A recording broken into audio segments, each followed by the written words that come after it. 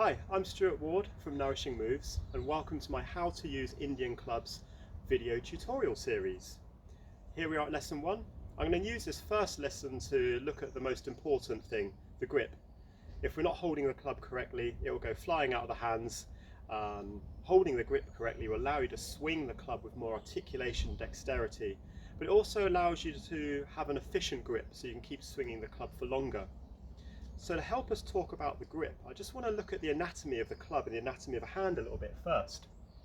So when I'm talking about the club, I'm going to be really looking at the pommel, the rounded bit at the end of the club, and also the handle, naturally. And then when we're thinking about the hand, I want to think about the two meaty parts, either side of the lower part of the hand. And down the middle of that meaty part is this sort of valley running between the two.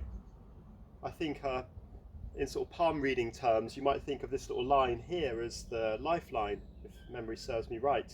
And that's what we're thinking about with the hand. So if I was training someone from new, completely from scratch, I'd just ask them to pick up the club, hold it, and let it rest by their side. And then we're in a position now to start looking at how they're holding the club. So what I'm really watching out for is, I want the pommel to be either side of the meaty parts of the hand. And I want the handle of the club to be running down the valley, either side of those two meaty parts, like this. Then as the hands grip around the club, we want the ring finger to be resting on the pommel and it's against the handle, so the edge of the finger, edge of the ring finger is resting on that pommel, and the little finger is wrapped around the pommel with the other hand closed. So when you let the club rest by your side, you can feel the ring finger in contact with that pommel, and it allows you to hold a fairly relaxed grip, so much so that you could actually release all the other fingers and you may be able to notice that the club is just resting between the meaty parts of the hand and the ring finger has it in place, and I'll close the fingers from there.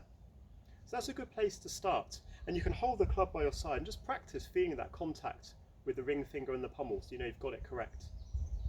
So now I want to look at two other grips that we can use from the beginning. There's lots of different grips we can use in Indian club swinging, but for the purpose of the next few video lessons, these two grips are really all we're going to need. So the first grip is the saber grip, as we hold the club out straight. So with the saber grip, we're really thinking, just like in any martial art or weapons training, in this instance the weapon happens to be the Indian club, we're projecting right the way through to the tip of the club. This idea of dynamic alignment through imagery, we're projecting out and it helps to create length through the body. We're holding the club just as we had it by our side, and then we can stretch and reach, and that's our saber grip. The second grip we want to think about is the hammer grip, which is quite self-explanatory, because once to hold the club out in a hammer grip, you can see why, as if you're holding a hammer. And nothing really changes too much here with the hammer grip. We still want the ring finger in contact with the pommel, the little finger wrapped around the pommel, and the handle naturally would be in this part between the thumb and the index finger called the pedicule. So we've got our saber grip and the hammer grip. Now when I'm holding the club correctly like this, unfortunately I don't remember the coach's name, but he said hold the club as if you're holding your pet hamster. So naturally we wouldn't want the hamster to escape, and you wouldn't want to crush your poor little thing to death. You've got this nice firm but gentle grip. Otherwise you'll just burn your grip out if you're holding it too tight, and naturally if you were to allow your grip to be too loose, the club goes flying off in the distance, which has happened to me a number of times. So hopefully I can pass on to you ways to hold on to your club better than I had when I first started learning. So when we've got our hammer grip and our saber grip, we can look at this third idea called the wiper snap, and this is used a lot in our first few styles of swinging clubs.